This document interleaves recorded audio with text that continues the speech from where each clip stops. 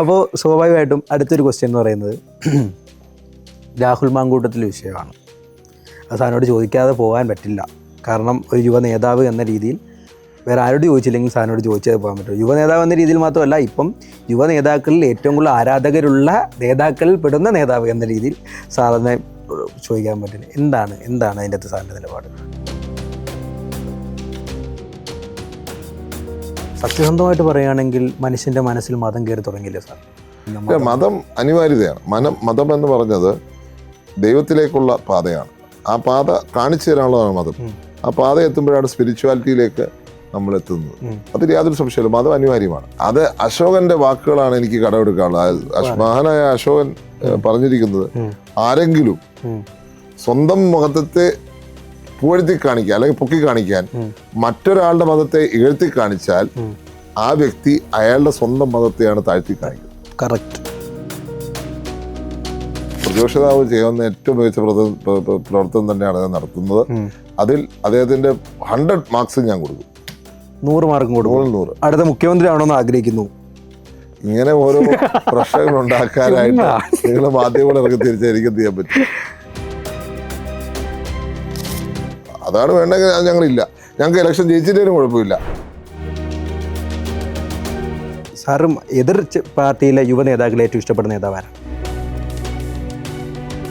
എല്ലാവരും ഈ ഉത്തരവാണ്. അതിൻ്റെ ഒറ്റ വാക്കിലെ എല്ലാവരും ഇത് തന്നെ അപ്പു സാറും പറഞ്ഞത്. അവസാനം ഒരൊറ്റ ചോദ്യം കൂടി കൊണ്ട് നമ്മൾ അവസാനിപ്പിക്കുക. എന്താ ചോദ്യം? എന്നാണ് വിവാഹം? എപ്പോൾ ഞങ്ങൾക്കൊരു ബിരിയാണി തരും? എന്തൊരു ഉത്തരവാണ്! അതിനേക്കാൾ നല്ലൊരു ഉത്തരം വേറെ ഇല്ല അല്ലേ? സാറ്, ഞാൻ ഇപ്പം സ്വാഭാവികമായിട്ടുള്ള ഒരു അടുത്ത ചോദ്യം, മുഖ്യമന്ത്രി സ്ഥാനാർത്ഥി ആരായിരിക്കും? ഗവൺമെന്റ് വരട്ടെ, പാർട്ടി ഹൈക്കമാൻഡ് തീരുമാനിക്കും എന്നുള്ളതാണ് എല്ലാവരും. ആരോട് ചോദിച്ചാൽ അങ്ങനെയാണല്ലോ എല്ലാ പ്രാവശ്യം. ഞങ്ങൾക്ക് പുതിയൊരു കാര്യമല്ലത് അല്ല. അപ്പോൾ അതിൻ്റെ പേരിൽ ഒരു പ്രശ്നവും കാര്യങ്ങളൊന്നും എന്തായാലും പാർട്ടിയിൽ ഉണ്ടാവില്ല. ഈ ശശി തരൂർ വിഷയം ഇപ്പോൾ വലിയ രീതിയിൽ ചർച്ചയായിക്കൊണ്ടിരിക്കുകയാണ്.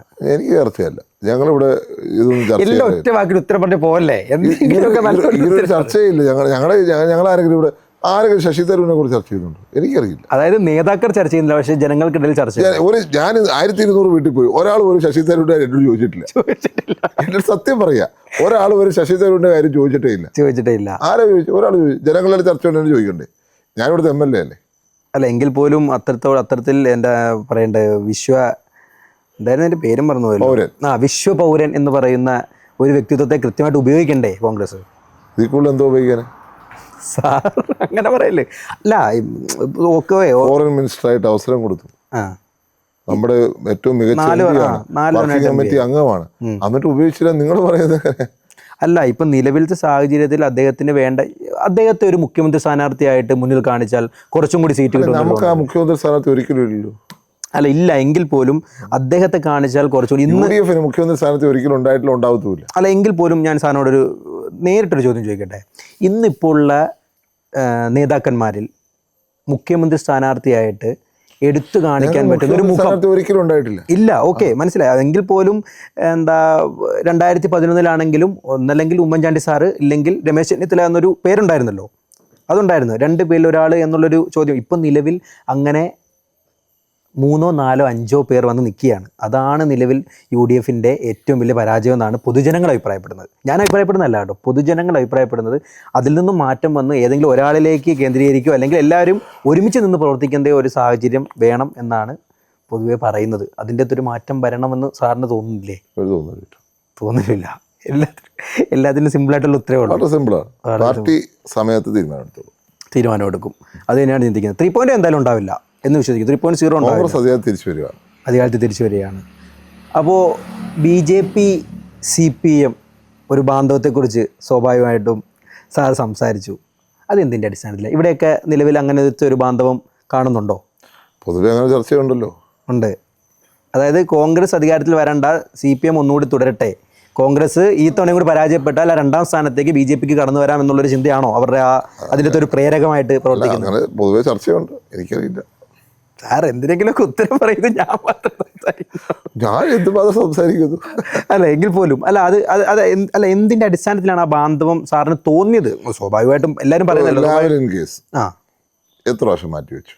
തീർച്ചയായിട്ടും അതാണ്, അത് കൂടി കാര്യങ്ങളാണ് സാറിന് നമുക്ക് അറിയേണ്ടത്. എന്ത് പറയാനാ? അതിൽ കൂടുതലെന്ന് പറയാൻ ഇതിൽ കൂടുതലൊരു എക്സാമ്പിൾ ഉണ്ട്.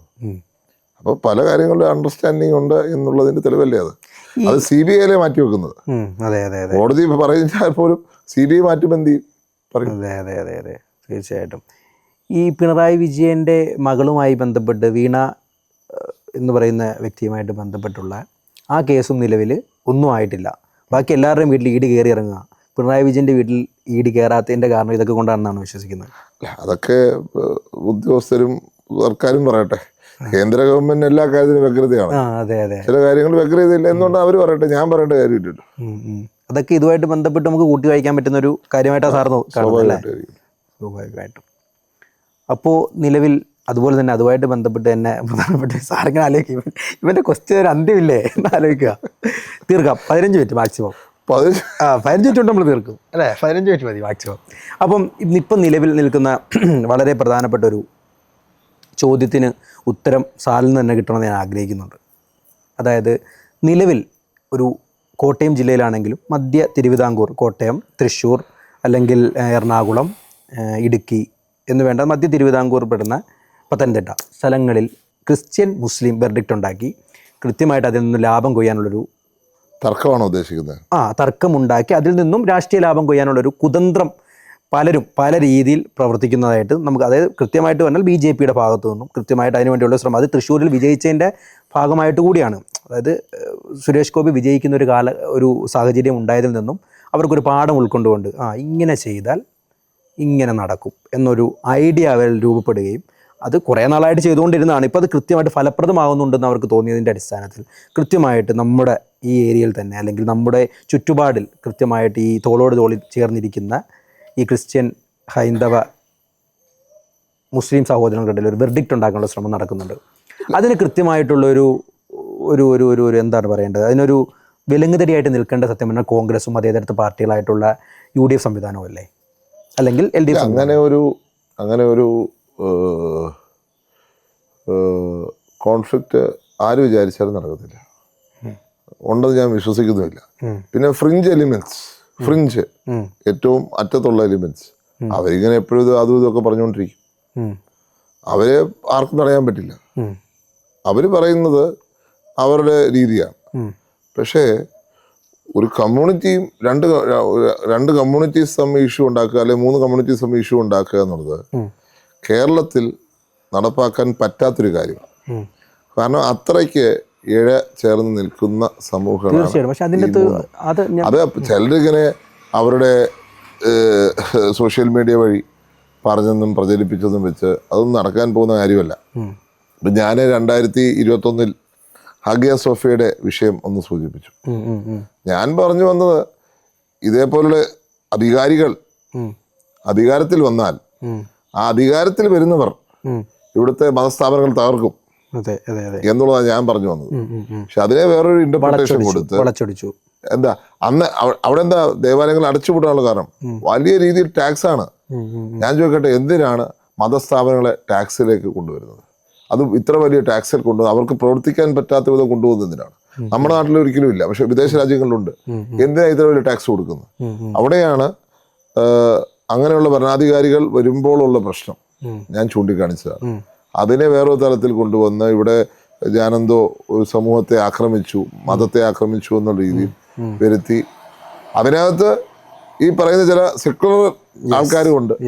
ഈ പറയുന്ന സെക്കുലർ എന്ന് പറയുന്ന ചില പാർട്ടിക്കാരും അതിനകത്തുണ്ട്. അതിനകത്ത് ഒരു പാർട്ടി കാണിച്ചിട്ട് വെളിയിൽ വർഗീയത കാണിക്കുന്നത് ചില പാർട്ടികളും അതിനകത്തുണ്ട്. ഞാൻ പേര് പറയുന്നില്ല, നമുക്ക് എല്ലാവർക്കും അറിയാം. അപ്പം അങ്ങനെയുള്ളവരും ഉണ്ട്. ഒരു പാർട്ടിയെ മാത്രമേ ഇതിനകത്ത് ബ്ലെയിം ചെയ്യാൻ പറ്റൂ? ഇല്ല. ചിലരും അതിനകത്ത് അങ്ങനെ അവർക്കൊരു അഡ്വാൻറ്റേജ് കിട്ടുന്നു എന്ന് കാണുമ്പോൾ അവരത് ഉപയോഗിക്കുക. ആരും മതം ഉപയോഗിച്ചാലും ന്യൂനപക്ഷം ഉപയോഗിച്ചാലും ഭൂരിപക്ഷം ഉപയോഗിച്ചാലും അത് വർഗീയതയാണ്. നമുക്ക് വേണ്ടത് പരസ്പര ധാരണയും പരസ്പര അംഗീകാരവും. ഗാന്ധിയുടെ ഒരു പാതയുണ്ട്. അതിൽ ഒരാൾ ഹിന്ദുവാണ്, മുസ്ലിമുമാണ്, ക്രിസ്ത്യനുമാണ്, സിഖുമാണ്, പാർസിയുമാണ്. അത് യാഥാർത്ഥ്യമാണ്. അദ്ദേഹം പഠിപ്പിച്ചതും അദ്ദേഹം ആചരിച്ചതും അദ്ദേഹം നമുക്ക് കാണിച്ചു തന്നതും ആയിട്ടുള്ള പാത അതാണ്. ആ പാതയിലാണ് ഇന്ത്യ. അത് ഇന്ത്യയുടെ സംസ്കാരമാണ്. ആ ഇന്ത്യയുടെ സംസ്കാരം ഉള്ളത് കൊണ്ടാണ് നമ്മൾ ഇന്നും ഇങ്ങനെ തുടരുന്നത്. നമുക്കതിൽ നിന്ന് വിട്ടുമാറാൻ പറ്റത്തില്ല. ആര് വിചാരിച്ചാലും മാറത്തുമില്ല. നമ്മുടെ സമൂഹം, നമ്മുടെ സംസ്കാരം അത്രയ്ക്ക് ശക്തമാണ്. ആ സംസ്കാരത്തിൽ ചിലപ്പോൾ 1-2 പേര് അല്ലെങ്കിൽ ഇപ്പോഴത്തെ ഒരു സംഘടന തന്നെ അങ്ങനെ പറഞ്ഞാൽ പോലും അതിനെ അതിജീവിക്കുവാനുള്ള കരുത്ത് ഈ സമൂഹത്തിനും ഈ രാജ്യത്തിനും ഇതിന്റെ സംസ്കാരത്തിനുമുണ്ട്, പാരമ്പര്യത്തിനുണ്ട്. ഏതൊരു വ്യക്തിയിലും ഈശ്വരനെ കാണുന്ന ഒരു പാരമ്പര്യം ആണ് ഈ സംസ്കാരത്തിനുള്ളത്. അതുകൊണ്ട് ആ സംസ്കാരത്തിൽ ഒരു മാറ്റവും ഉണ്ടാവില്ല. അത് ആര് വിചാരിച്ചാലും ചിലർക്കൊക്കെ അങ്ങനെ പറയാമെന്നുള്ളതല്ലാതെ ഈ സംസ്കാരം തുടരുക തന്നെ ചെയ്യും എന്നുള്ളതല്ലേ. അതിനോട് നമ്മൾ സാറിൻ്റെ ആ ഒരു അഭിപ്രായത്തോട് വളരെ എന്താ പറയുക രോമാഞ്ചത്തോടു കൂടി തന്നെ നമ്മൾ സ്വീകരിക്കുന്നു. പക്ഷേ സത്യസന്ധമായിട്ട് പറയുകയാണെങ്കിൽ മനുഷ്യൻ്റെ മനസ്സിൽ മതം കയറി തുടങ്ങിയില്ലേ സാർ? അല്ല, അതെന്നും ചില ആൾക്കാരുടെ മനസ്സിലെന്നും അതായത് മുസ്ലിം സമൂഹത്തിലാണെങ്കിൽ SDPI, ഹിന്ദു സമൂഹത്തിലാണെങ്കിൽ RSS, ക്രിസ്ത്യൻ സമൂഹത്തിലാണെങ്കിൽ കാസ, ഈ 3 വിഭാഗവും ഒരു നാണയത്തിന്റെ ഇരുവശം എന്ന രീതിയിൽ അതിനകത്ത് ഫ്രിഞ്ച് എലിമെന്റ്സിനെ നമ്മൾ ഇപ്പൊ കാസ എന്ന് പറഞ്ഞ ഉൾപ്പെടെയുള്ളവർ അങ്ങനെ ഒരു മുഖ്യധാര ഉള്ളതല്ല. അത് വളരെ കുറച്ച് ആൾക്കാർ ഫോളോവേഴ്സ് കൂടുന്നു എന്നുള്ളത് യാഥാർത്ഥ്യമാണ്. എനിക്ക് അത്ര വലിയൊരു നമ്മളത് ഹൈലൈറ്റ് ചെയ്യുന്നു എന്നുള്ളതാണ്. ഇല്ല, തീർച്ചയായിട്ടും എന്താ SDPIക്കും അതുപോലെ തന്നെ RSSന് അല്ല BJP അറിയാമല്ലോ, BJP സ്വാഭാവികമായിട്ടും 10% നിന്ന് 20% ലോക്സഭാ തെരഞ്ഞെടുപ്പിൽ വന്നിട്ടുണ്ടെങ്കിൽ അവർക്ക് കൃത്യമായിട്ട് വേവ് വരുന്നുണ്ട്. അതുപോലെ തന്നെ എന്താ കാസയ്ക്ക് കൃത്യമായിട്ട് അവരുടെ 250 ഫോളോവേഴ്സിൽ നിന്ന് ഇന്ന് ലക്ഷക്കണക്കിന് ഫോളോവേഴ്സ് ആകുക എന്ന് പറഞ്ഞാൽ, അല്ലെങ്കിൽ കൃത്യമായിട്ട് അടിയിൽ വരുന്ന കമൻറ്റുകൾ വായിച്ചാൽ നമുക്കറിയാം പണ്ടത്തിൽ നിന്നും ഒരുപാട് വലിയ രീതിയിൽ SDPI ആണെങ്കിൽ SDPI എത്രയോ അടുത്താണ് വാർഡുകൾ. എനിക്ക് അതിൽ അങ്ങനെ ഒരു ധാരണ എൻ്റെ മനസ്സിൽ ഒരിക്കലുമില്ല. ഏത് മതത്തിൽപ്പെട്ടവരാണെങ്കിലും ഒരു ഫ്രിഞ്ച് ആയിട്ടുള്ള ഒരു എലിമെന്റ് മാത്രമേ അങ്ങനെ ഒരു എക്സ്ട്രീമിസം പറയുന്നുള്ളൂ. നിങ്ങൾ നോക്കൂ, ഇന്ത്യ എന്ന് പറഞ്ഞ രാജ്യത്തിൽ എത്ര കോടി ആൾക്കാരുണ്ട്, ഓരോ മതത്തിൽ വിശ്വസിക്കുന്ന എത്ര പേരുണ്ട്, തീർച്ചയായിട്ടും അതിൽ എത്ര പേരായിരിക്കും ഇത് പറയുന്നത്? വളരെ ലിമിറ്റഡ്. എൻ്റെ കാഴ്ചപ്പാടിൽ ഇറ്റ്സ് മിനിമൽ. മറ്റൊരു രാജ്യമായിട്ട് വെച്ച് നോക്കുമ്പോൾ ഇന്ത്യയിൽ മതം ചിന്തിക്കുന്നവരും മതത്തെ അടിസ്ഥാനത്തിൽ മാത്രം ജീവിക്കുന്നവരും ചുരുക്കമാണ് എന്നുള്ളതാണ് എൻ്റെ കാഴ്ചപ്പാട്. അപ്പോൾ സ്വാഭാവികമായിട്ടും അടുത്ത ചോദ്യം, നമുക്ക് ഈ മതം അല്ലേ സംസാരിക്കേണ്ട വൃത്തികെട്ട ടോപ്പിക്കായിട്ടാണ് ഞാൻ ചിന്തിക്കുന്നത്. മതം അനിവാര്യതയാണ്. മതം എന്ന് പറഞ്ഞത് ദൈവത്തിലേക്കുള്ള പാതയാണ്. ആ പാത കാണിച്ചു തരാനുള്ളതാണ് മതം. ആ പാത എത്തുമ്പോഴാണ് സ്പിരിച്വാലിറ്റിയിലേക്ക് നമ്മൾ എത്തുന്നത്. അതിൽ യാതൊരു സംശയമില്ല, മതം അനിവാര്യമാണ്. അത് എല്ലാ മതങ്ങളും ഒരു പാതയിലേക്കാണ് നയിക്കുന്നത്. അല്ല, ഒരു ഗാന്ധി കാണിച്ചത്. അതെ, അത് മാത്രമല്ല ഒരു മതവും മറ്റൊരു മതത്തെ പുച്ഛിക്കാനോ മറ്റൊരു മതത്തെ തള്ളിപ്പറയാനോ പറയുന്നില്ല. അത് അശോകന്റെ വാക്കുകളാണ് എനിക്ക് കടമെടുക്കാനുള്ളത്.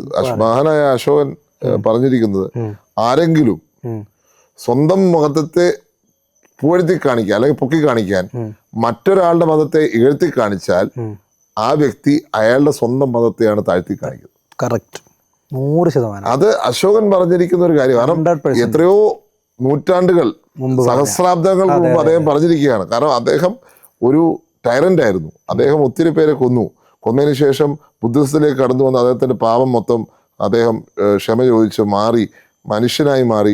അദ്ദേഹം എല്ലാ മതങ്ങളെയും ബഹുമാനിക്കുന്ന ഒരു വ്യക്തിയായി മാറി. ലോകത്ത് തന്നെ മാതൃകയായിട്ടൊരു രാജാവായിട്ട് മാറിയതിനു ശേഷം അദ്ദേഹം എടുത്തൊരു കാഴ്ചപ്പാടാണത്. ആ കാഴ്ചപ്പാടിൽ അദ്ദേഹം പറഞ്ഞത് നമുക്കിന്നും വളരെ കാര്യമാണ്. കാരണം എന്താ അറിയാമോ, ആരെങ്കിലും സ്വന്തം മതത്തെ പുകഴ്ത്താൻ പറ്റി മറ്റൊരു മതത്തെ താഴ്ത്തിക്കെട്ടുമ്പോൾ അയാൾ സ്വന്തം മതത്തെ തന്നെയാണ് താഴ്ത്തുന്നത്. കാരണം അയാളുടെ വാക്കുകളും അയാളുടെ പ്രവൃത്തിയും അയാളുടെ മതത്തിന്റെ റിഫ്ലക്ഷൻ ആയിട്ട് വരിക. ആ മതം അത് പഠിപ്പിക്കുന്നില്ല, പക്ഷേ അയാൾ റിഫ്ലക്ട് ചെയ്യുന്നതായിട്ട് വരികയാണ് അയാളുടെ മതം. നെഗറ്റീവാണ് വരുന്നത്. അതാണ് വ്യത്യാസം.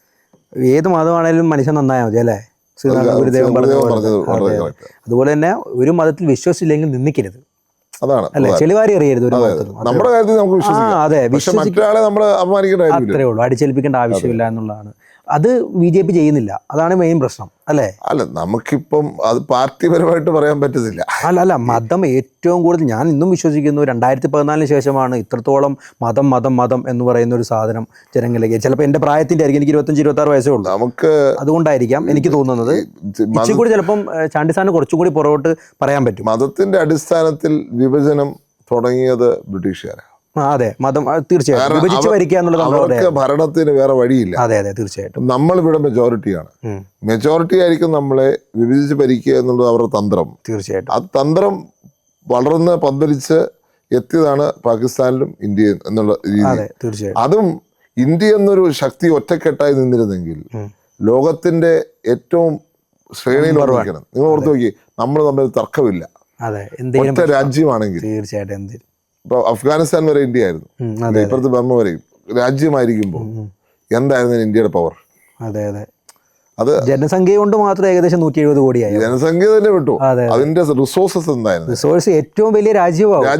റഷ്യ മറികടന്ന് ഏറ്റവും വലിയ രാജ്യമാവും. ഏറ്റവും വലിയ രാജ്യങ്ങൾ ഒന്നായി മാറി, 2 3 വന്നേ. അതെ അതെ അതെ. ഏറ്റവും വലിയ രാജ്യമാവണമെന്ന് അപ്പോഴും എനിക്ക് ചൈന, റഷ്യ, ചൈന, റഷ്യ, അമേരിക്കയുടെ കഴിഞ്ഞാൽ അല്ലെ അമേരിക്കയുടെ ഒപ്പം തന്നെ വന്നേനെ ചിലപ്പോൾ. അതെ അതെ അതെ. എന്താണെങ്കിലും വന്നേനെ.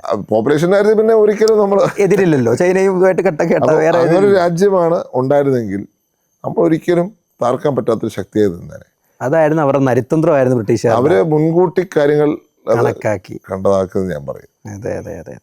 അങ്ങനെ അവർ മുൻകൂട്ടി കണക്കാക്കി തന്നെയാണ് ഇപ്പോൾ ഈ ഫലസ്തീൻ ഇസ്രായേൽ വിഷയം എന്നാണ് പറയുന്നത് പൊതുവെ. അതും ഒരു വലിയൊരു മനുഷ്യത്വരഹിതമായിട്ടുള്ള ഒരു സമീപനം ഇസ്രായേൽ എടുക്കുന്നു എന്ന് കാണുമ്പോൾ വളരെ ഖേദം തോന്നുക.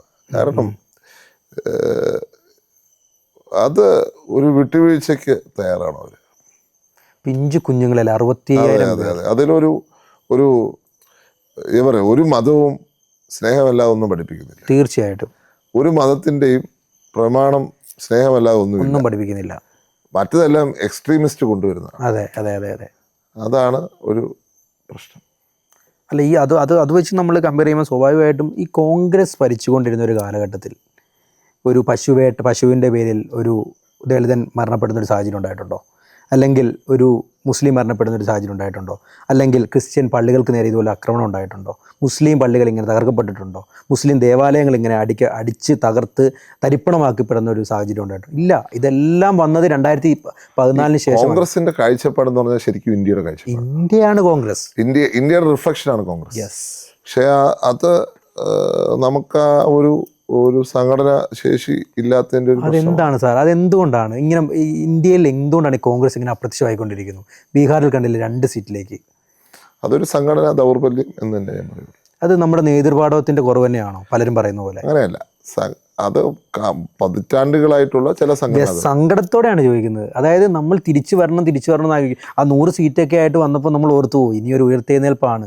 പക്ഷേ ആ ഉയർത്തെഴുന്നേൽപ്പിൽ പിന്നെയും മഹാരാഷ്ട്രയിൽ കണ്ടത്, അതുപോലെ ബീഹാറിൽ കണ്ടത്, ഹരിയാനയിൽ കണ്ടത് എല്ലാം പുറകോട്ടാണ്. ഒരു സംഘടനാ ദൗർബല്യമുണ്ട്. വോട്ട് ചോരി ഉണ്ടെന്ന് ഞാൻ വിശ്വസിക്കുന്നു കേട്ടോ. വോട്ട് ചോരിയും എന്തോ ഒരു കുഴപ്പം. അല്ല, മഹാരാഷ്ട്രയിൽ അങ്ങനെ ഒരു പരാജയം സംഭവിക്കാവോ? എന്തോ ഒരു പ്രശ്നം ഇതിനകത്തുണ്ട് എന്നുള്ളത് യാതൊരു സംശയം. അല്ലെ, 3 മാസം മുമ്പ് നടന്ന ലോക്സഭാ തെരഞ്ഞെടുപ്പിൽ 32 ഹിസ്റ്ററിയിൽ അങ്ങനെ റിപ്പീറ്റേഷൻ ഉണ്ടാവില്ല. അങ്ങനെ ഒരു കംപ്ലീറ്റ് ട്രാൻസ്ഫോർമേഷൻ ഉണ്ടാവില്ല. അങ്ങനെ ഉണ്ടാവും ഒരു മനുഷ്യർക്ക്. അതെ, ഒരു അല്ലെങ്കിൽ വേറൊരു ട്രെൻഡ് ഉണ്ടാവും. അങ്ങനെ ഉണ്ടായിട്ട് ഫോർ എക്സാമ്പിൾ 1991 നടന്ന കേരള ഇലക്ഷൻ, 90 കോൺഗ്രസ് പാർട്ടി തോറ്റുപോയി മൊത്തത്തിൽ ഈ പഞ്ചായത്ത് തെരഞ്ഞെടുപ്പ്. അതിലൊരു അവസരം കണ്ടിട്ടാണ് ഈ നയനാർ വീണ്ടും ഈ തുടർ ഭരണം പ്രതീക്ഷ വിളിച്ചത്. അന്ന് രാജീവ് ഗാന്ധി മരിക്കുന്ന ഒരു സാഹചര്യം ഉണ്ടായി. ആ രാജീവ് മരിച്ചില്ലായിരുന്നെങ്കിൽ ചിലപ്പം തുടർ ഭരണം ഉണ്ടായേനെ. പക്ഷെ ആ ട്രെൻഡ് റിവേഴ്സായി. പക്ഷെ അതിനൊരു സാഹചര്യമുണ്ട്. ഒരു 6 മാസം ഡിഫറൻസ് ഇവിടെ സാഹചര്യം ഉണ്ടോ? ഇല്ല. എന്തൊക്കെ സാഹചര്യം ഉണ്ട്? ചുമ്മാ ആ ഒരു കണ്ടിന്യൂഷൻ, ഒരു ബ്രേക്ക് ഇല്ല. അതെ, പെട്ടെന്ന് അവിടെയാണ് ചില കോമൺ സെൻസ് വെച്ച് നമ്മൾ ചിന്തിച്ചാൽ പോലും മനസ്സിലാവുന്നില്ല, അതിന് ഉത്തരം കിട്ടുന്നില്ല. അത് കൃത്യമായിട്ട് ഇപ്പം രാഹുൽ ഗാന്ധി കൃത്യമായിട്ട് അതിന് വേണ്ടിയുള്ള എല്ലാ എവിഡൻസ് സഹിതം ഹാജരാക്കിയിട്ടും, അതുമാത്രമല്ല ഈ തെരഞ്ഞെടുപ്പ് കമ്മീഷന്റെ നിലപാട് എപ്പോഴും മോദിക്ക് അനുകൂലവും രാഹുൽ ഗാന്ധിക്ക് എതിരുമാണ്, അല്ലെങ്കിൽ കോൺഗ്രസിനെതിരും BJPക്ക് അനുകൂലവുമാണ് താനും. എല്ലാം നോക്കുമ്പോൾ കൂട്ടി വായിക്കുമ്പോൾ ജനാധിപത്യം തകർന്നോ ഇന്ത്യയിൽ? ജനാധിപത്യം ഒരിക്കലും തകരത്തില്ല. അപ്പൊ ഇപ്പൊ സംഭവിക്കുന്നത് ജനാധിപത്യം ജനാധിപത്യം ഒരിക്കലും തകരത്തില്ല. ജനാധിപത്യ സിസ്റ്റം, അതായത് ഇലക്ഷൻ സിസ്റ്റം ആർക്കെങ്കിലും മാറ്റാൻ പറ്റുമോ? ഇല്ല. ആ സിസ്റ്റത്തിൽ വീക്ക്നെസ് വന്നിരിക്കുന്നു. ആ സിസ്റ്റത്തെ കറക്റ്റ് ചെയ്യേണ്ടിയിരിക്കുന്നു. ആ കറക്ഷൻ എന്നെങ്കിൽ വന്നിരിക്കും. ഇന്നല്ലെങ്കിൽ നാളെ ആ കറക്ഷൻ സ്വാഭാവികമായിട്ട് വന്നിരിക്കും. അത് എൻ്റെ ഒരു കാഴ്ചപ്പാട്. ഇന്ത്യയുടെ ഒരു ചരിത്രം എടുത്തു നോക്കുമ്പോൾ ചിലപ്പോൾ സമയം വൈകിയേക്കാം, പക്ഷെ കറക്ഷൻ വരും. ഇന്ത്യയുടെ പാരമ്പര്യവും ഇന്ത്യയുടെ ചരിത്രവും ഇന്ത്യയുടെ ജനങ്ങളുടെ ഒരു കൾച്ചറും നോക്കുമ്പോൾ സ്വാഭാവികമായിട്ടുള്ള കറക്ഷൻ വന്നിരിക്കും. അത് ഇന്ത്യയുടെ ഒരു പ്രത്യേകതയാണ്. അത് 5000 വർഷത്തെ ജനാധിപത്യ പാരമ്പര്യത്തിൻ്റെ തുടർച്ചയാണ്. അത് ഇന്ത്യയിലും കറക്ഷൻ വന്നിരിക്കും എന്നുള്ളതാണ് എൻ്റെ പൂർണ്ണമായ വിശ്വാസം. വോട്ടിംഗ് മെഷീൻ എടുത്തു മാറ്റണമെന്ന് സാർ ആഗ്രഹിക്കുന്നുണ്ടോ? മെഷീൻ മാറണം തന്നെയാണ് എൻ്റെ അല്ലേ? വോട്ടിംഗ് മെഷീൻ മാറണം.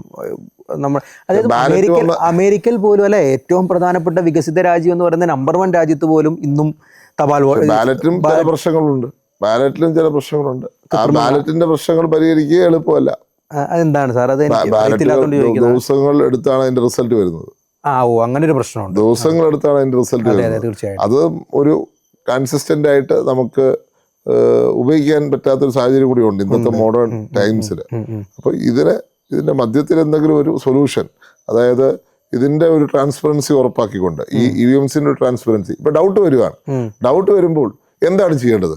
ആ ഡൗട്ട് വരുമ്പോൾ സ്വാഭാവികമായിട്ട് ചെയ്യേണ്ടത് ക്ലിയർ ചെയ്യാന്നുള്ളത്. ആ ക്ലിയറിംഗ് നടക്കുന്നില്ല. അവിടെയാണ് നമുക്കുള്ളൊരു അനോമലി തോന്നുന്നത്. ആ ക്ലിയറിംഗ് നടക്കുന്നില്ല എന്നുള്ളത് ഒരു അനോമലി ആയിട്ട് നമുക്ക് തോന്നുക. അപ്പൊ അനോമലി ക്ലിയർ ചെയ്യണം എന്നുള്ളതാണ് നമ്മുടെ വിശ്വാസം. അത് എന്തെങ്കിലും സാറിനൊക്കെ എന്തെങ്കിലും ഒരു ഐഡിയ ഒക്കെ കൊടുക്കാൻ നമുക്ക് അതിനകത്ത് പരിമിതമായിട്ടുള്ള കാര്യങ്ങൾ നമുക്ക് എക്സ്പീരിയൻസുമായിട്ട് വരുമ്പോൾ നമുക്ക് ചെയ്യാം.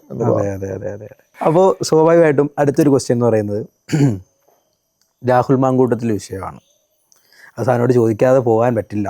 കാരണം ഒരു യുവ നേതാവ് എന്ന രീതിയിൽ വേറെ ആരോട് ചോദിച്ചില്ലെങ്കിൽ സാറിനോട് ചോദിച്ചത് പോകാൻ പറ്റും. യുവ നേതാവ് എന്ന രീതിയിൽ മാത്രമല്ല, ഇപ്പം യുവ നേതാക്കളിൽ ഏറ്റവും കൂടുതൽ ആരാധകരുള്ള നേതാക്കളിൽ പെടുന്ന നേതാവ് എന്ന രീതിയിൽ സാറിനെ ചോദിക്കാൻ പറ്റില്ല. എന്താണ് അതിൻ്റെ അകത്ത് സാറിൻ്റെ നിലപാട്? അല്ല, അതൊക്കെ അദ്ദേഹം വെളിപ്പെടുത്തിട്ടത് അദ്ദേഹം പറയട്ടെ. അദ്ദേഹം പറയാത്തിടത്തോളം നമ്മളെന്തിനാ പറയുക? നമുക്കങ്ങനെ അത് പറയാൻ പറ്റും. അദ്ദേഹം പറയും, അതിന്റെ ആവശ്യ സമയത്തൊക്കെ പറയുന്നു. അദ്ദേഹം തന്നെ പറഞ്ഞിട്ടുണ്ട്. എങ്കിലും ഒരു ജാഗ്രത കുറവുണ്ടായെന്ന് തോന്നുന്നില്ലേ? ഞാൻ പറയാം, അതൊക്കെ അദ്ദേഹം പറയും. ഞാൻ പറയട്ടെ, ഒരാളുടെ വ്യക്തിപരമായ വിഷയങ്ങൾ അദ്ദേഹം തന്നെ എക്സ്പ്ലെയിൻ ചെയ്യും. ഞാനൊരാളുടെ വ്യക്തിപരമായ വിഷയത്തിൽ ഞാനങ്ങനെ എക്സ്പ്ലെയിൻ ചെയ്യും, ഞാനങ്ങനെ പറയും. തീർച്ചയായിട്ടും. ഇപ്പം ഒരു വ്യക്തിക്ക് അവരുടേതായ സ്വാതന്ത്ര്യങ്ങളുണ്ട്. ആ സ്വാതന്ത്ര്യത്തിനുള്ളിൽ നിന്ന് പ്രവർത്തിക്കാൻ എല്ലാവർക്കും അർഹതയുണ്ട്. അപ്പം അത് നിയമം ലംഘിച്ചിട്ടുണ്ടോ ഇല്ലയോ എന്നുള്ളതാണ് ചോദ്യം. അദ്ദേഹം വ്യക്തമായിട്ട് പറയുന്നു നിയമം ലംഘിച്ചിട്ടില്ല എന്ന് അദ്ദേഹം പറയുന്നു. തീർച്ചയായും നിയമം ലംഘിച്ചിട്ടില്ല എന്ന് അദ്ദേഹം പറയുന്നു. നിയമം ലംഘിച്ചിട്ടുണ്ടെങ്കിൽ സർക്കാർ നടപടി എടുക്കട്ടെ. സർക്കാർ നടപടി എടുക്കുന്നില്ലല്ലോ. ഇതുവരെ ഇപ്പൊ മറ്റേ സിനിമ പറയുന്നത് ഇപ്പൊ പൊട്ടിക്കും എന്ന് പറയുന്ന പോലെ അല്ലാതെ എന്ത് നിയമലംഘനമാണുള്ളത്? ഇപ്പം ചോദ്യം അതാണ്. വ്യക്തിപരമായ ചില കാര്യങ്ങൾ അത് വ്യക്തിപരമാണ്. അത് നിയമം ലംഘിച്ചിട്ടുണ്ടെങ്കിൽ സർക്കാർ നടപടി എടുക്കട്ടെ. അത് സർക്കാർ നടപടി എടുക്കാത്തിടത്തോളം കാലം നമുക്കെന്ത് പറയാൻ പറ്റും? പിന്നെ അദ്ദേഹത്തിൻ്റെ കാര്യങ്ങൾ അതേ എക്സ്പ്ലെയിൻ ചെയ്യും. എനിക്ക് എക്സ്പ്ലെയിൻ ചെയ്യാൻ പറ്റിയില്ല. അതേ ഉള്ളൂ. അതെ, പുള്ളിക്കറിയാവുന്ന കാര്യം എനിക്കറിയില്ലല്ലോ. അതെ, അദ്ദേഹത്തിനല്ലേ അറിയാൻ പറ്റുള്ളൂ. അപ്പോൾ അദ്ദേഹം ഇതുവരെ ഒന്നും പറയാത്ത സ്ഥിതിക്ക് ഞാനങ്ങനെ എക്സ്പ്ലെയിൻ ചെയ്യും അദ്ദേഹത്തിന് വേണ്ടി. അദ്ദേഹമാണ് പറയേണ്ടത്. കാരണം അദ്ദേഹവും എനിക്ക് തോന്നുന്നു അതിൻ്റെ ടൈമിന് വേണ്ടി വെയിറ്റ് ചെയ്യണം. അല്ല, എങ്കിൽ പോലും ഒരു സംശയത്തിൻ്റെ നിലയിൽ നിർത്തുന്ന പ്രധാനപ്പെട്ട ഒരു കാര്യം എന്ന് പറയുന്നത് ആ ഓഡിയോ ആണ്. ഒന്നല്ലെങ്കിൽ അല്ല, ഞാനല്ല എന്ന് പറയാനുള്ള ഒരു ആർജവം കാണിക്കാത്തടത്തോളം കാലം എപ്പോഴും ഒരു സംശയത്തിന് നിഴലിൽ നിൽക്കുന്നതല്ലേ.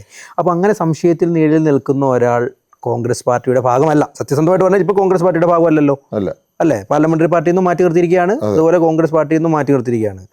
അപ്പോൾ അങ്ങനെയുള്ള ഒരാൾ ഇപ്പോൾ സജീവമായിട്ട് കോൺഗ്രസിന് വേണ്ടി പ്രവർത്തിക്കുന്നു. ഇപ്പോൾ നിലവിൽ എനിക്ക് തോന്നുന്നു രമേശ് ചെന്നിത്തല അതുപോലെ VD സതീശൻ പ്രധാനപ്പെട്ട നേതാക്കളൊക്കെ ഇനി അങ്ങനെ പ്രവർത്തിക്കുന്നതിൽ നിന്ന് മാറി നിൽക്കണമെന്നാണ് പറഞ്ഞിരിക്കുന്നത്. അതിൻ്റെ എന്താ സാറിൻ്റെ അഭിപ്രായം? അല്ല, അതിപ്പോൾ പാർട്ടിയുടെ നിലപാടെടുത്തിരിക്കല്ലേ. പാർട്ടി നിലപാടിനനുസരിച്ച് എല്ലാവരും നിൽക്കണം. പാർട്ടിയുടെ നിലപാട് എന്താണ്? ആ നിലപാടനുസരിച്ച് എല്ലാവരും പ്രധാനം പാർട്ടിയാണ്. ഞാനല്ല, ഏത് വ്യക്തിയാണെങ്കിലും നടപടി നേരിട്ടാൽ അതിനനുസരിച്ച് നിൽക്കുന്നതായിരിക്കും ഉചിതം. അതാണ് അതിൻ്റെ നിലപാടല്ലേ. നമ്മൾ അതിനെക്കുറിച്ച് പിന്നെ ചോദിക്കുന്നില്ല. അപ്പോൾ സ്വാഭാവികമായിട്ടും ഉള്ള അടുത്തൊരു പ്രധാനപ്പെട്ടൊരു ചോദ്യം എന്ന് പറയുന്നത് ഇതുമായിട്ട് ബന്ധപ്പെട്ട് തന്നെയാണ്. രാഹുൽ മാങ്കൂട്ടത്തിലായിട്ട് ബന്ധപ്പെട്ടല്ല, ഈ ഇത്തരത്തിൽ തന്നെ ഒരു അലിഗേഷൻ നിലനിൽക്കുന്നതാണ് ഇപ്പോൾ നിലവിൽ. സ്വർണ്ണപ്പാളി വിഷയം സാറ് കണ്ടിട്ടുണ്ടാവും. അത് കൃത്യമായിട്ട് ജനങ്ങളിലേക്ക് കൺവേ ചെയ്യാൻ, അതുമാത്രമല്ല പല കാര്യത്തിലും അങ്ങനെ ഒരു പരാജയം സത്യത്തിൽ കോൺഗ്രസിന് സംഭവിക്കും. അല്ലെങ്കിൽ UDF എന്തോ കൺവേ ചെയ്യാനാ ഇതിൽ കൂടുതൽ കോൺഗ്രസ് എന്തോ. ഞാൻ 4 ദിവസമോ 5 ദിവസമോ ആ ബാനർ പിടിച്ച് നിന്ന വ്യക്തിയാണ് അസംബ്ലിക്കകത്ത്. ഞങ്ങൾ അസംബ്ലിയിൽ ഉണ്ടാക്കിയ അത്രയും പ്രശ്നം ആരും ഉണ്ടാക്കിയിട്ടില്ല. നിരന്തര പ്രശ്നമായിരുന്നു ഞങ്ങൾക്ക്. പക്ഷേ അസംബ്ലി തലി തകർക്കാൻ അറിയില്ല, സ്പീക്കറിന്റെ കസേര എടുത്തറിയാൻ അറിയില്ല, കമ്പ്യൂട്ടർ വലിച്ചെറിയാൻ അറിയില്ല, ഞങ്ങൾ തുണി പൊക്കി കാണിക്കുന്നില്ല. ഞങ്ങൾ മര്യാദയോടെ പെരുമാറത്തുള്ളൂ. ഓരോരുത്തരും അവരുടെ സംസ്കാരം അനുസരിച്ച് പെരുമാറും. ആ സംസ്കാരമാണ് വേണ്ടതെന്ന് പറഞ്ഞാൽ ഞങ്ങൾക്ക് അംഗീകരിക്കാൻ പറ്റുമോ? കോൺഗ്രസിന്റെ രീതിയുണ്ട്. പിന്നെ ഇവിടെ വഴിയിലിറങ്ങി ആളുകൾക്ക് ബുദ്ധിമുട്ടുണ്ടാക്കി റോഡും തല്ലി തകർത്ത്, വണ്ടിയും തല്ലി തകർത്ത്, വണ്ടി കത്തിച്ച് ബോംബെറിഞ്ഞ് നടത്തുന്ന പൊളിറ്റിക്സിന് ഞങ്ങളില്ല. അതാണ് വേണ്ടെങ്കിൽ ഞങ്ങളില്ല. ഞങ്ങൾക്ക് ഇലക്ഷൻ ജയിച്ചില്ലേലും കുഴപ്പമില്ല. കാരണം ജനങ്ങൾക്ക് ബുദ്ധിമുട്ടുണ്ടാവരുത്.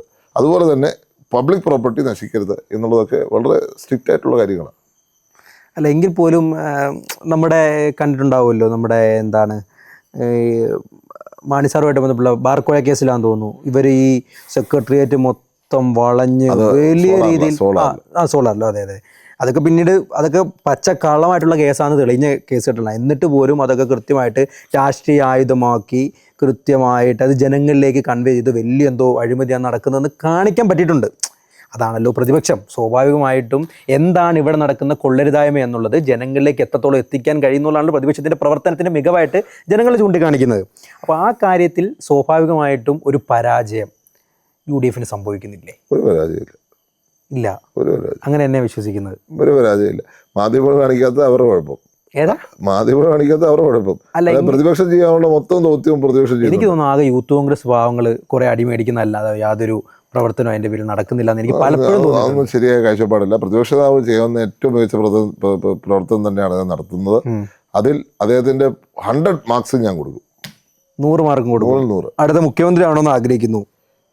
ഇങ്ങനെ ഓരോ പ്രശ്നങ്ങൾ ഉണ്ടാക്കാനായിട്ട് നിങ്ങൾ മാധ്യമങ്ങൾ ഇറങ്ങി തിരിച്ചാൽ എനിക്ക് എന്ത് ചെയ്യാൻ പറ്റും?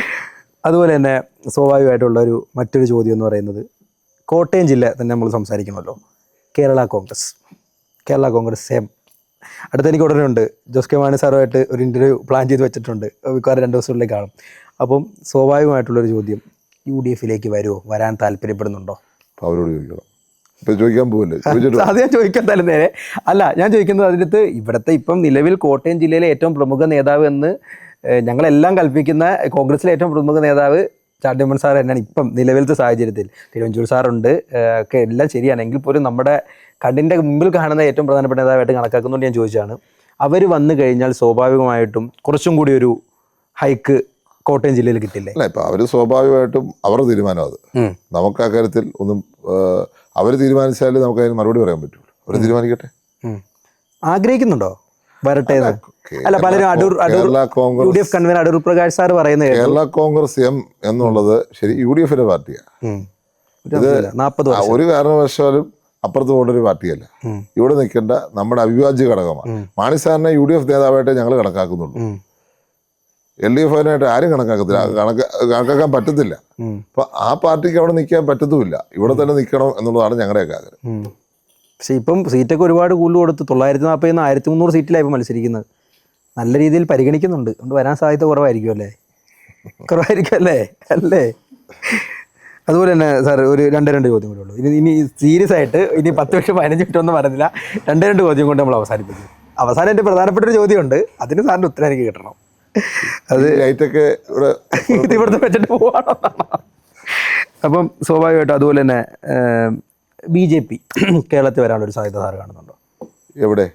അതായത് കേരളത്തിൽ അവർ അവകാശപ്പെടുന്നത് കഴിഞ്ഞ ലോക്സഭാ തെരഞ്ഞെടുപ്പിൽ 11 സീറ്റിൽ 1ാം സ്ഥാനവും 9 സീറ്റിൽ 2ാം സ്ഥാനവും 20 സീറ്റ് വരെ നേടാൻ ഉള്ള സാധ്യത ഉണ്ട് എന്നാണ് അവർ കൽപ്പിക്കുന്നത്. BJP അവകാശപ്പെടുന്ന കാര്യമാണ് ഞാൻ പറയുന്നത്. അക്കൗണ്ട് തുറക്കുമോ? CPM വിചാരിച്ചാൽ അതൊക്കെ നടക്കും. എന്തൊരു ഉത്തരവാണ്! അതിനേക്കാൾ നല്ലൊരു ഉത്തരം വേറെ ഇല്ല അല്ല എങ്കിൽ പോലും CPM-ന്റെ ഉത്തരം പറഞ്ഞു. അതെ ഡയറക്റ്റ് ഉത്തരമായിരുന്നത്, അല്ലാതെ ഒരു സാധ്യതയില്ല. ഉത്തരം പറഞ്ഞു. അതുപോലെ തന്നെ ഒരു ക്വസ്റ്റ്യൻ കൂടി, അതും കൂടി കൊണ്ട് അവസാനിപ്പിച്ചേക്കാം. അവസാനത്തെ പ്രധാനപ്പെട്ട ക്വസ്റ്റ്യൻ, ഇപ്പോൾ കാണുന്ന പ്രധാനപ്പെട്ട ഒരു പ്രശ്നമാണ് വെള്ളാപ്പള്ളി നടേശൻ സാറുമായി ബന്ധപ്പെട്ടുള്ള പ്രശ്നങ്ങൾ. വലിയ രീതിയിലുള്ള മുസ്ലിം വിരോധം, അതുപോലെ തന്നെ ഒരു വെർഡിക്റ്റ് ലീഗുമായി ബന്ധപ്പെടുത്തി. ലീഗ് ഒരു മതേതര പാർട്ടിയല്ലേ? ഞാൻ പറഞ്ഞില്ലേ, ഇപ്പം അവര് എടുത്തിരിക്കുന്ന നിലപാട് എന്താ? തീർച്ചയായിട്ടും എല്ലാവരെയും ഒന്നായി കണക്കാക്കണം എന്നുള്ള നിലപാടാണ് മുസ്ലിം ലീഗിൻ്റെ. അതെ. അപ്പം ആ ഒരു നിലപാടിൽ അവർ നിൽക്കുന്നിടത്തോളം കാലം അവര് അത് തന്നെയാണ്. സംശയമുണ്ടോ? ആർക്കാ ഇവിടെ സംശയം? ഇവിടെ സംശയം എന്നുള്ള രീതിയിൽ കുറച്ച് പേര് പ്രശ്നങ്ങൾ ഉണ്ടാക്കാൻ വേണ്ടി ഇങ്ങനെ പറഞ്ഞു നടക്കുന്നു. അതൊക്കെ യാതൊരു തർക്കവുമില്ല, അങ്ങനെ ക്വസ്റ്റ്യനേ ഇല്ല. അതെ, മതേതര പാർട്ടിയാണെന്നുള്ള ചോദ്യത്തിനൊന്നും പ്രസക്തിയില്ല. അപ്പോൾ ആ പ്രസക്തി ഇല്ലാത്ത ചോദ്യം ഉന്നയിച്ചുകൊണ്ടാണ് ഇപ്പോൾ ഞാൻ പറഞ്ഞ വ്യക്തിത്വം ഇപ്പോൾ പ്രവർത്തനം നടത്തുന്നത്. ഒരു വെർഡിക്റ്റ് ഉണ്ടാക്കുകയാണ്. സത്യസന്ധമായിട്ട് പറഞ്ഞാൽ വെർഡിക്റ്റ് ഉണ്ടാക്കുക. ഇത് സത്യസന്ധമായിട്ട് പറഞ്ഞാൽ VDJS വഴി ഒരു തുരങ്കം BJP-യിലേക്ക് ഇടുന്നതായിട്ട് തോന്നുന്നുണ്ടോ? നമ്മളിപ്പോ മകന് വേണ്ടി ഒരു മകൻ തുഷാർ വെള്ളാപ്പള്ളിക്ക് വേണ്ടി ഒരു മുഖ്യമന്ത്രി തന്നെ വണ്ടിക്കകത്ത് കയറ്റി, അതാണ് അടുത്ത ചോദ്യം. മുഖ്യമന്ത്രിയുടെ സ്റ്റാൻഡ് എന്താ കാര്യത്തിൽ? അതെ അതെ അതെ. മുഖ്യമന്ത്രിയുടെ നിലപാടെന്താ? CPM വലിയ മതേതരത്വം പറഞ്ഞിട്ട് മുഖ്യമന്ത്രിയുടെ നിലപാടെന്താ? അത് തന്നെ നമുക്ക് കാണാൻ പറ്റുമല്ലോ. കറക്റ്റ്. അദ്ദേഹത്തോട് ചോദിക്കണം ഈ ചോദ്യങ്ങൾ. മുഖ്യമന്ത്രിയാണ് ഈ ചോദ്യത്തിന് ഉത്തരം പറയേണ്ടത്, ഞാനല്ല. അതെ, അല്ല അതിനകത്ത് സാറിന്റെ നിലപാടുകൾ മാത്രമല്ല, അത് സത്യം പറഞ്ഞാൽ വലിയ രീതിയിലുള്ള ദൂരവ്യാപക പ്രത്യാഘാതങ്ങൾ ഉണ്ടാക്കുന്നു. അദ്ദേഹത്തിന്റെ ഒപ്പീനിയൻ അദ്ദേഹം പറഞ്ഞു എന്നുള്ളത് ശരിയാണ്. പക്ഷെ അതൊരു കോൺഫ്ലിക്റ്റിലേക്ക് പിന്നെ പോകുന്നില്ല. നമ്മളതിനെ ഒന്ന് സ്ട്രെസ് ചെയ്യാതെ വിടണം എന്നുള്ളത് എൻ്റെ ഇപ്പൊ നിലവിൽ അങ്ങനെ സംഭവിക്കുന്നത്, പരിഗണിക്കുന്നതായി. ഞാൻ പറയുന്നത് അങ്ങനെ സ്ട്രെസ് ചെയ്യരുത്. കാരണം സ്ട്രെസ് ചെയ്യുമ്പോഴാണ് അതിനൊരു ഇത് വരുന്നത്. അദ്ദേഹം ഏതെങ്കിലും ഒരു സാഹചര്യത്തിൽ പറയുന്നതായിരിക്കാം. എല്ലാ കാര്യങ്ങളും നമ്മൾ അങ്ങനെ സ്ട്രെസ് ചെയ്യണ്ട. അദ്ദേഹം ഒരു എന്താ പറയുക, ഒരു പ്രസംഗത്തിൽ അങ്ങനെ പ്രസംഗിച്ചു എന്ന് വെച്ചാൽ അദ്ദേഹത്തിന്റെ കാഴ്ചപ്പാട് ആവണമെന്നില്ല. അത് എപ്പോൾ വേണമെങ്കിലും മാറാവുന്നൊരു കാഴ്ചപ്പാടാണ്. അതുകൊണ്ട് അങ്ങനെ നമ്മൾ സ്ട്രെസ് ചെയ്യേണ്ട എന്നുള്ള ഒപ്പീനിയനാണ് എനിക്ക് ആ കാര്യത്തിലുള്ളത്. ഉള്ളൂ. കൂടുതൽ പരിഗണിക്കാൻ നിൽക്കുമ്പോഴാണ് പ്രശ്നം അല്ലേ? നമ്മൾ ഇതിലേക്കൂടെ വിടുക. ഇതിനകത്ത് ഒരു കാര്യത്തിൽ ചില രാജ്യങ്ങൾ എടുക്കുന്ന അപ്രോച്ച് ഉണ്ട്, അത് നമ്മൾ കാണണം. ഒരു തീവ്രവാദ ആക്രമണം നടന്നു, അവരത് ഫോക്കസ് ചെയ്യത്തില്ല. ഏത് രാജ്യം? അങ്ങനെ പല രാജ്യങ്ങളുണ്ട്. അവരത് ഇഗ്നോർ ചെയ്യും. അവര് ആ അറ്റാക്കിനെ കുറിച്ച് തന്നെ ചിലപ്പോൾ മിണ്ടത്തില്ല. ഓക്കെ. അപ്പം അത് ചില കാര്യങ്ങൾ നമ്മൾ ഇഗ്നോർ ചെയ്യണം എന്നുള്ള അഭിപ്രായം എനിക്കുണ്ട്. നമ്മളെല്ലാം ഓവർ സ്ട്രെസ് ചെയ്യുമ്പോഴാണ് ഈ സമൂഹത്തിൽ ടെൻഷൻസ് വളരുന്നത്. അവരെ ഏതെങ്കിലും സാഹചര്യത്തിൽ പർട്ടിക്കുലർ മൂവ്മെന്റ് പറഞ്ഞൊരു കാര്യമായിരിക്കാം അവരുടെ അത് നമ്മൾ സ്ട്രെസ് ചെയ്യാൻ പോകണ്ട എന്നുള്ളതാണ്. നമ്മൾ അതിന്റെ ഫോക്കസ് അതിനകത്ത് കൊടുക്കണ്ട. ആ ഫോക്കസ് ഒഴിവാക്കി പോകണം എന്നുള്ളതാണ് എൻ്റെ ഒരു. അപ്പം നമുക്കൊരു സ്ട്രെസ് അല്ലെങ്കിൽ ടെൻഷൻസ് കുറഞ്ഞിരിക്കും. അല്ല, അപ്പം അതിൻ്റെ അകത്ത് കൃത്യമായിട്ടൊരു സ്റ്റാൻഡ് സത്യം പറഞ്ഞാൽ UDF എടുത്തിട്ടുണ്ട്. ഈ കാണിക്കുന്നത് ശരിയല്ല, കോൺഫ്ലിക്റ്റ് ഉണ്ടാക്കുകയാണ്. പക്ഷേ ഈ CPM എന്ന് പറയുന്ന മതേതരത്വ പാർട്ടി എന്തുകൊണ്ട് അതിൻ്റെ അകത്തൊരു വോട്ടാണോ ലക്ഷ്യം? വോട്ട് ബാങ്ക് ആണ്. ഞാനൊന്നും പറയുന്നില്ല. അല്ല, ഞാൻ ഇത്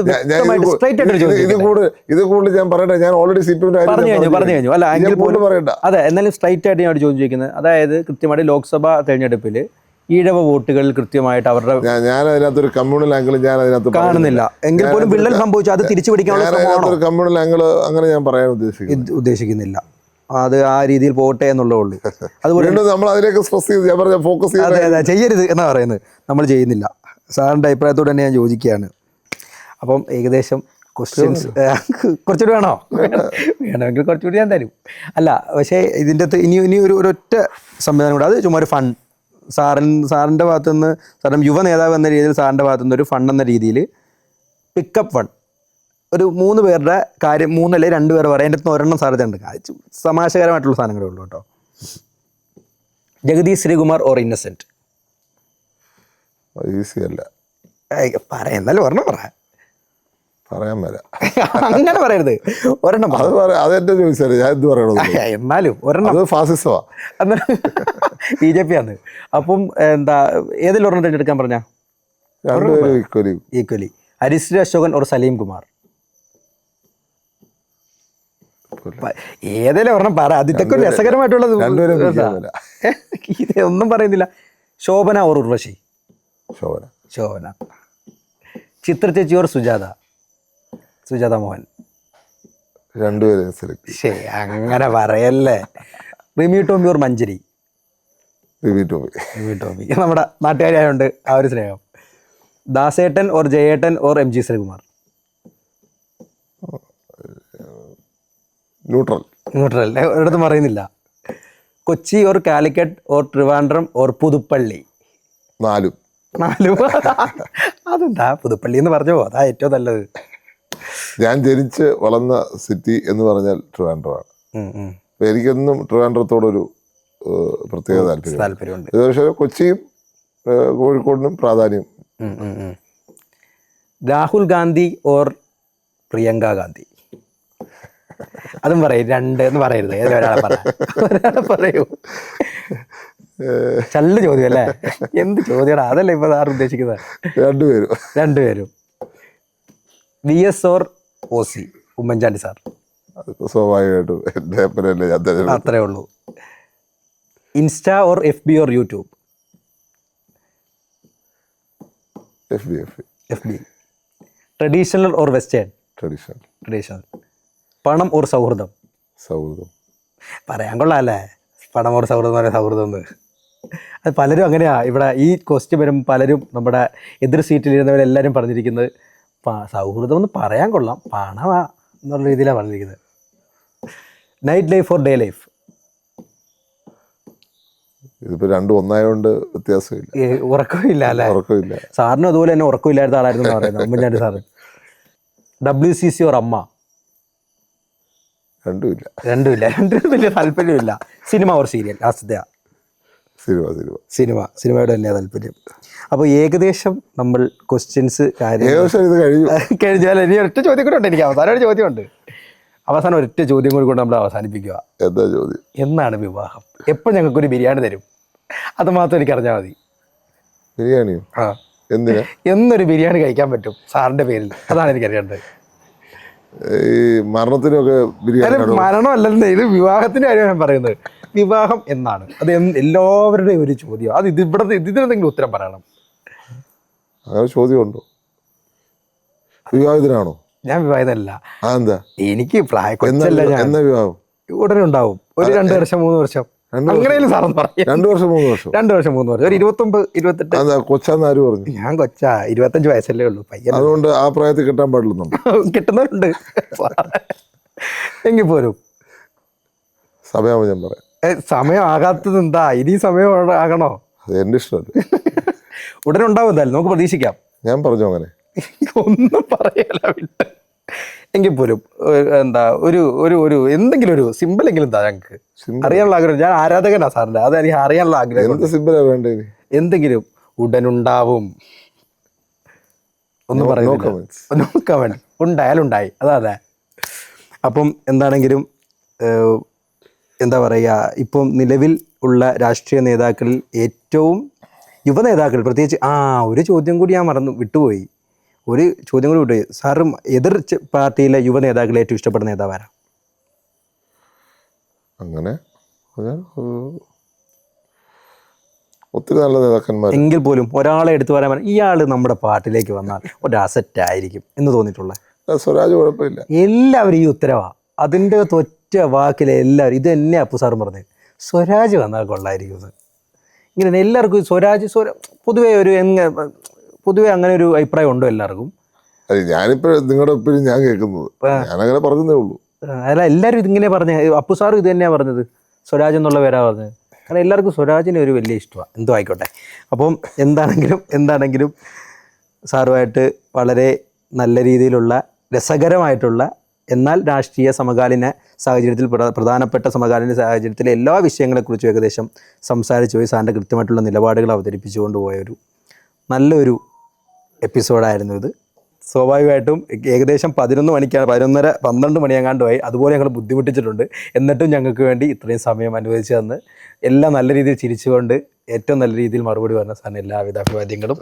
ജീവിതത്തിൽ ഏറ്റവും ഉയർന്ന വിജയം നേട്ടം ആത്മാർത്ഥമായിട്ട് ആശംസിക്കുന്നു.